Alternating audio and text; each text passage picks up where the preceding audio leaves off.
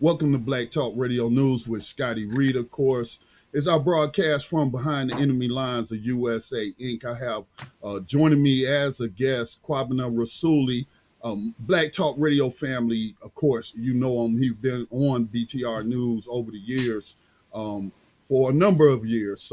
And he's always spoken to the issue of the violence that is assaulting the ears of anyone who is tuned in to a number of these radio stations, quote unquote black owned, but mostly owned by European corporations. And when we have these markets that they do, call urban markets, but that's just code for black. And then they have these other markets. Most of the markets that they have labeled urban is violently assaulting people's ears and especially children's ears with violent lyrics, messages to go out and commit various acts of violence, whether that violence is rape, um, just because somebody puts something in a woman's drink and she passes out and he isn't violently raping her. That's the way some people might look at that, because there's no resistance, but she's passed out. That's still an act of violence in my book. So he has focused on the source of these subliminal messages that are just, I mean, really vulgar and very, very destructive. And they're targeting certain populations. And it's just not targeting black people, but we have always heard over the years how white youth make hip hop popular, make this rap music popular. And when you look at artists like Snoop Dogg and them putting on these concerts and what have you, it's dominated by European children. So, I just really thank Kwabena Rasuli for sticking to it all these years with Clear the Airwaves project and pointing out this violent part of society because society allows it. But we want to break it down later. Tamika Mallory is described as a black activist, and she was a chief organizer of, I believe it was the 2017 Women's March. Part of that, I believe Kwabena was telling me earlier that she's done some work in the past with Sharpton, and we'll get all to that. But she was part of a press conference, and it was like 30 minutes long. And anybody that was listening to Black Talk Radio Network last night or Time for Awakening, where we stream on both of those platforms, Conversations Reparations, where it was a bunch of young people who called in. And so Brother Jamoke, who hosts the program, I'm the audio engineer. He already then gave me the link to the YouTube video. I already got it set up to play on one computer. It doesn't play. All other videos play, but that doesn't play. And I'm like, man, this is crazy. But I had something to fall back on, the laptop, and we were able to play that during that segment. Same thing was going on today. And where that particular video is video, but there's no audio. And so I'm just saying what it is. And so, but we have found a short clip of a portion where we want to focus in on where she's talking about violence in America as there is an uprising. Many people say George Floyd was the final straw for them. Others are saying that our sister Breonna Taylor in Louisville was the last straw. I mean, we could just go on and name victims. It's constant and ongoing. And so all of this pressure seems to be erupting. And I think it's important I give this disclaimer. And this disclaimer is I don't pretend to know of or have any information of any individual or group of individuals. All it takes is one or two or three who conspire to burn down a building like Target, which has been brought up, and we brought it up a lot of times on New Abolitionist Radio over the years because of its links to penal slavery, prison slavery, as authorized by the 13th Amendment. And so when Target is engaged in business practices like that, these are not friends of the community. All right. They are engaging in the act of violence on black bodies predominantly, but Hispanic bodies that are in penal slavery, and the white bodies and the Native American bodies. And it is what it is. Anybody can look up those statistics, but we want to focus on it. Everybody wants to, label people as being violent. But Dr. King has talked about who was the greatest purveyor of violence during his time. He said the United States, which was at war with Vietnam at the time, and here we are in 2012, and we didn't topple several countries, including our beloved Libya and the people of Africa. Okay, so but first, before we get into that, and we play that portion of Tamika Mallory's speech, Kwabena, what's been your reaction? What have you been seeing behind the enemy lines of USA Inc. as the people rise up to express their frustrations with all this killing? I'm not surprised is one thing I want to say. This is kind of like what many of us expected to happen sooner or later. And this, when we talked last time, it was, again, about violence. And still, we always talk about the music, but violence during this COVID-19, during this coronavirus pandemic. And the other virus that we talked about was this social virus that was going on. I know you and Bob Law talked about that too. And this is just that social virus exploding, right now. And part of it was that police brutality that continues to go on and on.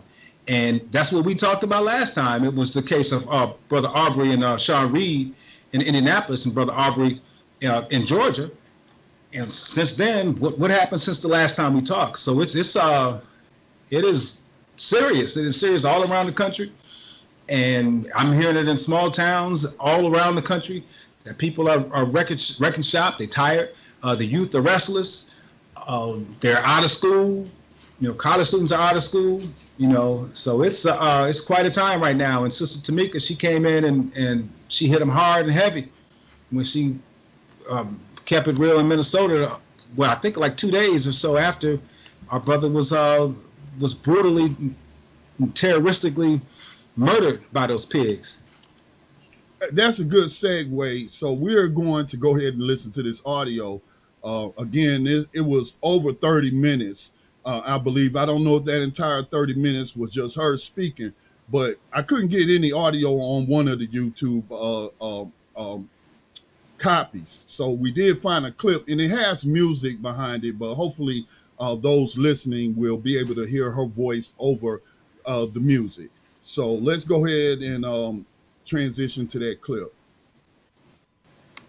This is a coordinated activity happening across this nation. And so we are in a state of emergency. Black people are dying in a state of emergency. We cannot look at this as an isolated incident. The reason why buildings are burning are not just for our brother George Floyd. They're burning down because people here in Minnesota are saying to people in New York, to people in California, to people in Memphis, to people all across this nation, enough is enough. And we are not responsible for the mental illness that has been inflicted upon our people by the American government, institutions, and those people who are in positions of power. I don't give a damn if they burn down Target, because Target should be on the streets with us, calling for the justice that our people deserve. Where was AutoZone at the time when Philando Castile was shot in a car, which is what they actually represent? Where were they? So if you are not coming to the people's defense, then don't challenge us. When young people and other people who are frustrated and instigated by the people you pay, you are paying instigators to be among our people out there throwing rocks, breaking windows, and burning down buildings. And so young people are responding to that. They are enraged, and there's an easy way to stop it. Arrest the cops, charge the cops, charge all the cops, not just some of them, not just here in Minneapolis, charge them in every city across America where our people are being murdered. Charge them everywhere. That's What's the bottom line? Charge the cops. Do your job. Do what you say. This country is supposed to be about the land of the free for all. It has not been free for black people, and we are tired. Don't talk to us about looting. Y'all are the looters. America has looted black people. America looted the Native Americans when they first came here.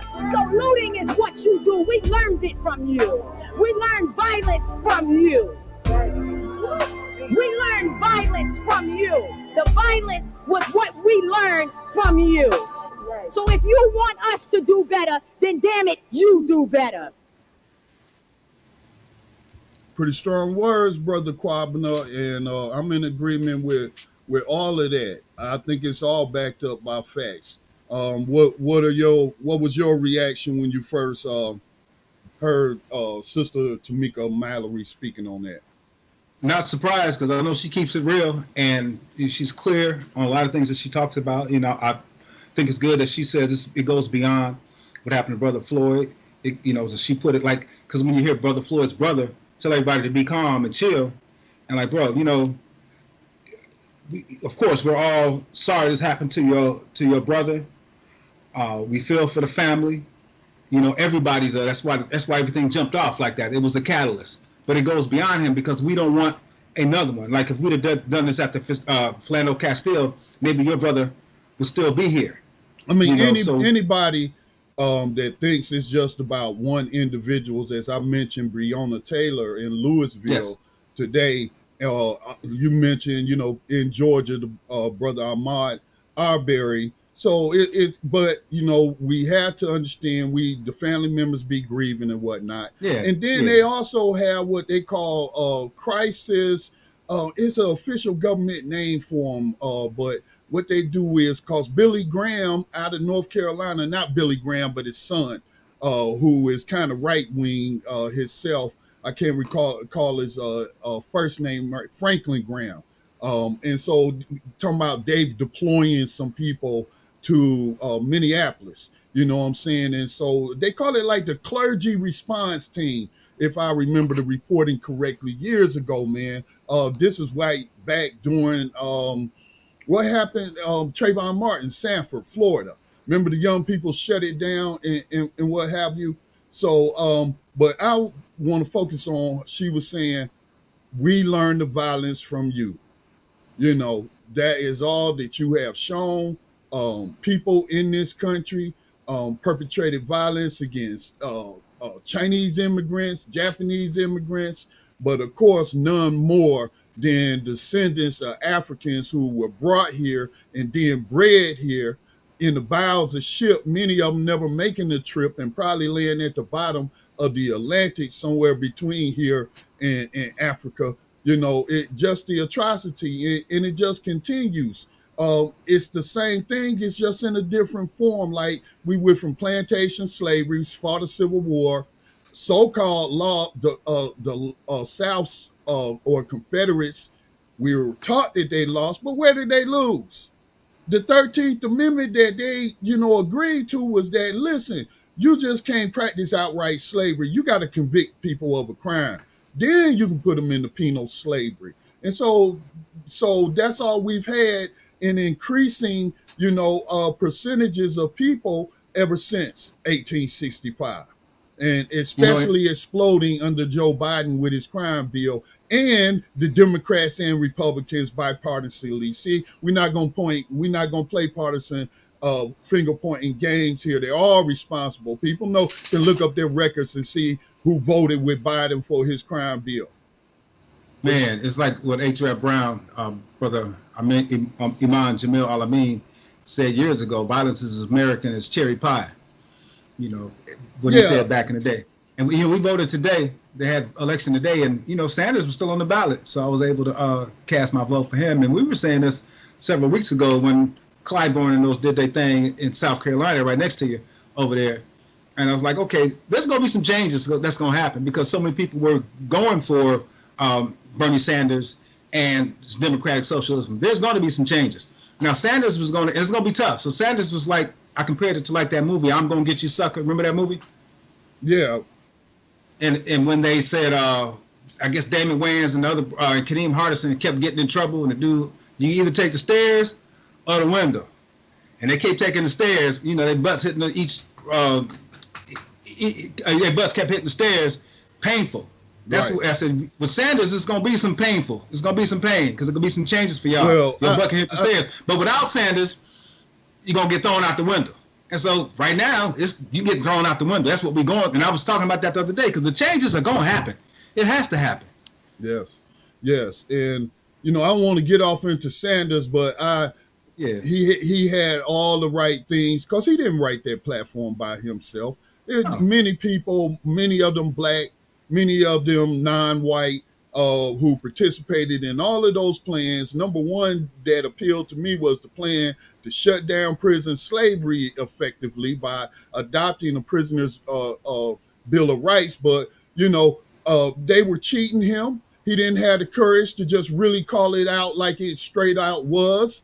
Then he suspends his campaign, which he can unsuspend at any time. But just think if it had stayed open during this time with this going on. And then you looking at Biden's history versus his history of policy history. And not just policy history, but how they conducted themselves throughout their lives, you know, from the 60s up into their old age. Biden in his 70s, I think Bernie's hit 80. You know what I'm saying? But Bernie is a coward to me because you're already 80-something-year-old dude. I know he's almost there. I don't think he's right there yet. He's pretty close. But listen, Dr. King died for that vision. Malcolm X died for that vision.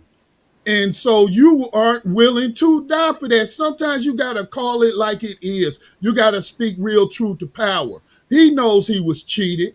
Like Elizabeth Warren knows that he was cheated. It's on video of her admitting to anchors on air that it was cheated. It went to court. It was a whole court case. The last time, yes. It was in 2016. And so then you think that people and then when you kicked off 2020, you start off in what was the first state where Iowa, where they had an app that was made by some neoliberals, Obama allies, and you know, he ain't the only neoliberal. And then Bernie had his own app and they got caught cheating there. Man. Had to delay the results. Yeah, listeners, y'all had to excuse the way I express myself, but it angers me. I know my voice can get annoying sometimes, but I get angry and it goes up in octaves, but he's weak. Look, I'm that old. I'm willing to die for my principles. Dr. King knew he was being threatened. So if I got any criticisms of Bernie Sanders, he was just too willing to make a Game of Thrones reference to bend the knee to the DNC, the corporate neoliberal Democrats, the Bidens, the Obamas. As I talked about in a past video, that administration not caring about Black lives, because Black Lives Matter started under his administration in his policies. And what a lot of people seem to forget that you know, this is nothing new, that this has been going on for a while. Definitely under, you know, we talk about Freddie Gray, you know, even Trayvon Martin, all this was under his administration, Mike Brown, under his administration. And so, but Tamika was hitting it on the head about this violence that the police continue to put on our people, that has been going on for so long. And it's not, you know, it's not because of who we are, it's because of who they are and what they've been taught. And so what they've been taught and what's been pushed in their head also continues with this music, man. And she talked about Target and not giving a damn about Target burning. And these are the same big box stores, these same corporations who finance, who buy commercial ads on these radio stations that play music, that tell Black people, that brag about Black people shooting and killing each other. The same corporations. And right now, you've seen some of these rappers they've been putting the mic in front of who are now, well, let's not blame all the police, or, you know, my father was a police or is a policeman, and now they want to back down, but they're not backing down, or they're not checking these artists or their ilk. Or themselves. For pushing all this music. You know, T.I. song, one of his latest songs, you got to aim it at your forehead. You know, if you need to check out, y'all need to check out the song called We Be in the City. Car ain't got no roof. is like the car ain't got no roof. We be in the city, and they just talk about how they gonna put these rounds and shoot you in the back and the eye. You know, T.I. is on that remix. You know, just crazy, dangerous song about gun violence and killing your own people. What you gonna do to ends? And this is hot rotation on these radio stations. It was in hot rotation in these cities, in the urban areas, where a lot of political violence is occurring. So anybody to me that's getting arrested are political prisoners because, you know, again, it was a political act or act of the government, which is just ongoing in a practice and pattern, to use legal terms, of them snuffing out their own citizens' lives. They don't, you know, again, man, this is just straight up thuggery, straight up murder, straight up slave catching.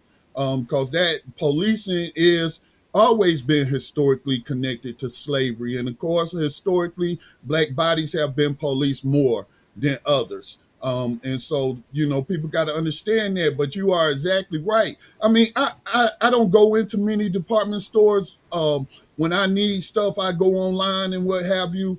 And, you know, sometimes, like you talked about over the years, you can even go to a local high school basketball game or junior high, or maybe a football game. You know how they play some of the hot music that's so popular, and they're playing this type of music, inappropriate music. So I think that people need to think on that. What Sister Tamika Mallory brings up, where did they learn this violence from? But of course, the disclaimer is, we are not going to let the mainstream narrative assign any buildings being burned down by anybody based on their skin color, by political affiliations. For all we know, the owners, since coronavirus has damaged these businesses so bad that some of the owners might have been going underwater or looking at going out of business, and hired some folks and set the buildings on fire. I know there's been whispers about Trump doing that, and that's how he bought up properties in New York, but I could be wrong.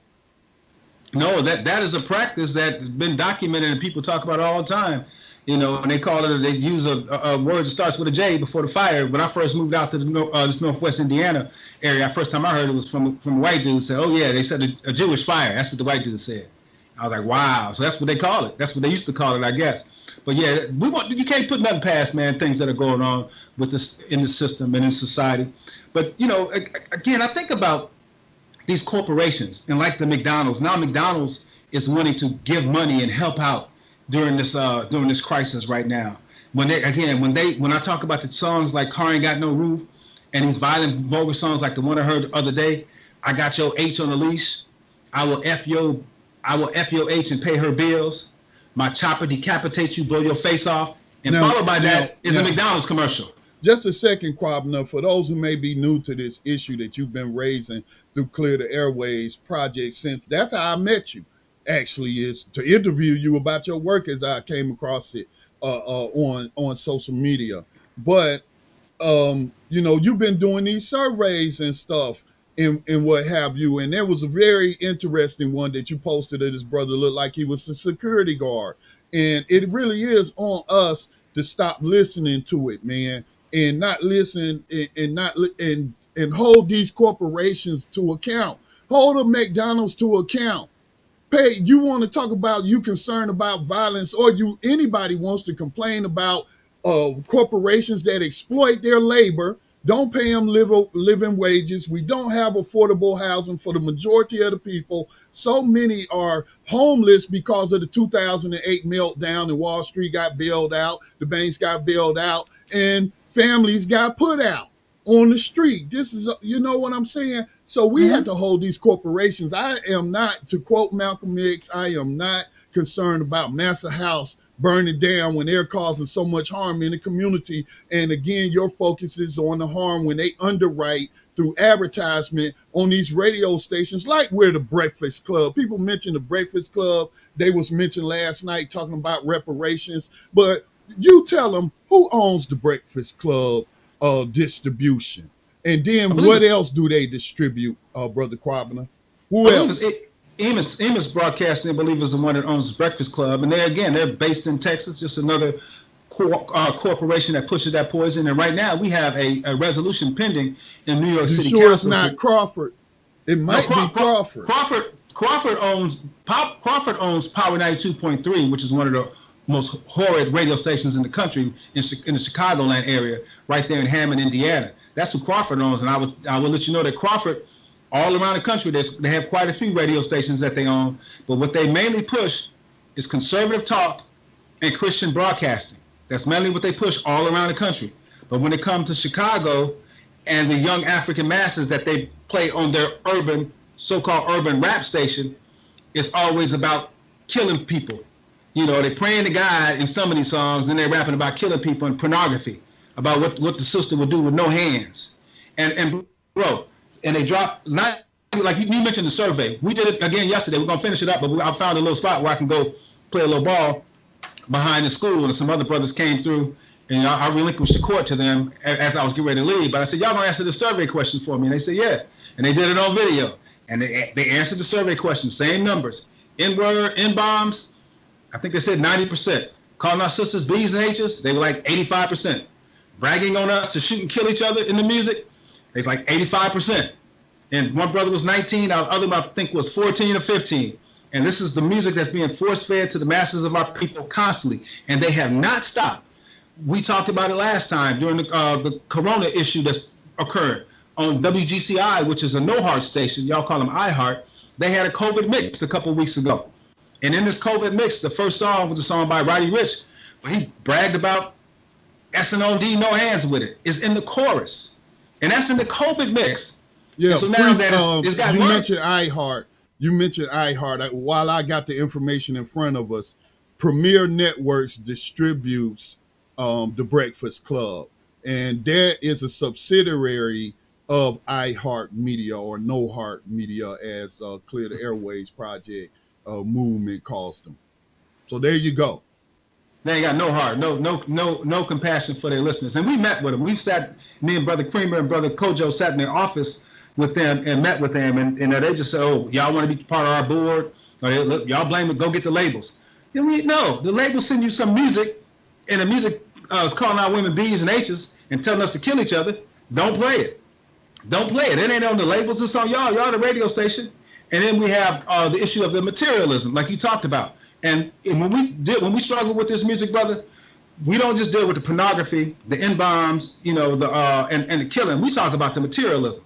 Joseph Lowry, who just left us recently, a couple months ago, civil rights icon for years and years. I saw him at a speech out here in Gary when I first moved out here. And one of the things, only thing he said in that speech, I'm sure he said a lot of profound things, but the only thing he said that it stayed with me was that if we want to get out of the situations that we're in right now, we have to start living liberation lifestyles. And liberation lifestyles means non-materialistic lifestyles. And that's stuck with me. And I always remember that when our brother said that. But when you give our children 5 weeks, 10 episodes of Michael Jordan and Jordans, and then the new Jordans come out, and you see when they open them all in Atlanta, they out there lined up and fighting for the Jordans. During COVID, right? Yeah, during COVID, yeah. They open them all back, and they fighting for the Jordans. And then when you have this late U.S. Spring, because it's late spring, it ain't summer yet, not like the Arab Spring, but like this late U.S. Spring, late spring U.S., whatever you want to call it, happening, and the youth, these youth who have been dumbed down, not politicized youth, see these breachers and these footlockers, man, they go and get it. I don't care if it's Philadelphia, Chicago, they going to get it. And look, in Gary, let me say this too, in Gary, you know, what's happening in Gary? I said, man, y'all got to worry about nothing in Gary. We don't have nothing in Gary. So there's really nowhere to loot. But there's a shopping center called The Village. In The Village, I believe, has a hot dog stand, a Dollar Tree, and some sort of foot store. A Foot Locker, not a Foot Locker, but a foot something, a shoe store. You know they hit it. Yeah. They hit that foot store. One of the only places they hit in Gary was that foot store. You know, but from the videos, I've been seeing black and white people, quote unquote, looting. I call it appropriating. Oh, yeah. If these are poor people, because we know the statistics have been out for a while showing the greatest wealth inequality that any society on this planet is the United States. When you have the 1% owning more wealth, or I don't know the exact stats, but it's an obscene number or obscene percentage while people is out here living the day to day on the edge. Then you materialize them through your media to lust after certain things, and they living in poverty, living on the edge. And so it shouldn't be hard to understand why, if they would take advantage of the chaos, which ain't got nothing to do with the protests for the human rights of the countless victims of U.S. government and the state governments and what have you. But these people are risking their freedom in their lives. Kwabena, I don't need nothing that I can't buy. I eat every day. I have secure housing. Unlike a lot of folks in Charlotte, do not have secure. They live in paycheck to paycheck. We don't even have a couple of $100 in a savings account on average. So, you know, I'm blessed. You're blessed to have some employment. Now, right now, a lot of people is unemployed. So I can't judge people who are living on the margins, who may appropriate some goods and service, taking advantage of the chaos started by a murder by a police officer of George Floyd and kicked it off. I'm not going to judge them. I'm with you, bro. I'm like her. And so we don't know, again, if it was the business owners looking to cash in from an insurance policy because they was underwater, if it was some person with a legitimate grievance. It could have been a former employee y'all fired. People, what I'm trying to get across is, do not allow the media to paint these suspects in your mind when there's no way of us to know, any of us to know, okay? And then there are many people that engage in these things. But as we get ready to wrap it up, Kwabena, I don't want to hear nothing from any of these corporations until they stop funding and underwriting this music that promotes intercommunal violence anywhere. Well, we and devalues Black life. So don't tell me Black Lives Matter and then you own 97 point whatever in whatever market, and then that's the type of music that you play. I'm gonna toss it to you for the closing remarks, Brother Kwabena. And just let me say, you can find Clear the Airwaves Project on Facebook.com. Just put that in the search engine, and it'll take you there. Clear the Airwaves Project. Your closing remarks, Brother Kwabena. You know, you talk about people or corporations, capitalists trying to take advantage of the situation and come in like they really care about the people. Today, this is Tuesday, 2nd day of June, Black Music Month, by the way. Blackout Tuesday, they called it. These corporations got together and said, we're going to black out the music and entertainment and social media for one day. For one day. These are the same corporations that play this music that constantly tells us to shoot and kill each other. I thought about, I saw a little thing, I didn't read the article, where Fake, y'all call him Drake, we wanted to be a part of this. Now, not too long ago, Drake had a song out called Look Dead. I guess the real name of the song was Look Alive, but he talked about, ends pull up on my side, we're gonna send them to the other side. You know, we're gonna send them to the other side. You know, oh well, F them dog, we're gonna see how hard y'all ride, which is retaliate. And when they retaliate, they go and they don't care who they shoot sometimes. Because also another song is My Glock Cock, I don't give no F about who I hit. You know, songs where artists are saying shoot 48 times in the song, shoot, shoot, shoot. That's the chorus of the song, and we make up a dance to it.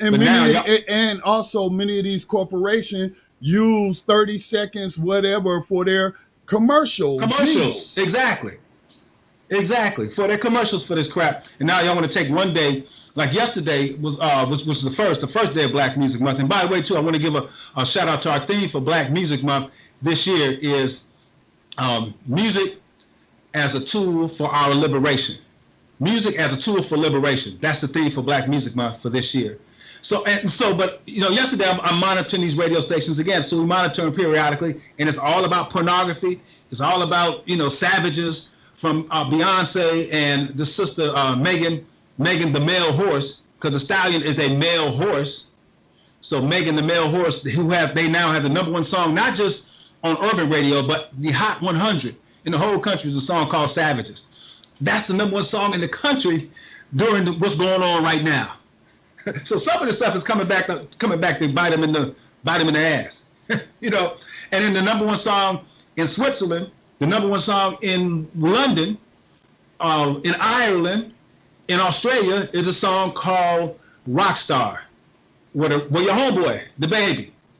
Your homeboy, the baby, he says the Rockstar, he ain't using no guitar. He ain't my homeboy. I wasn't born in Charlotte. I was born in Gaston County, North Carolina, at Gaston Memorial, but okay. That's close enough, Scotty. He in the region. Yeah, but you know, my little girl G, she watched me kill it in when she was 2 years old. That's some of the lyrics in the song. That's number one song, not just, I mean, all over Europe and Australia. All about killing Africans, all about shooting ends. Nah, bro.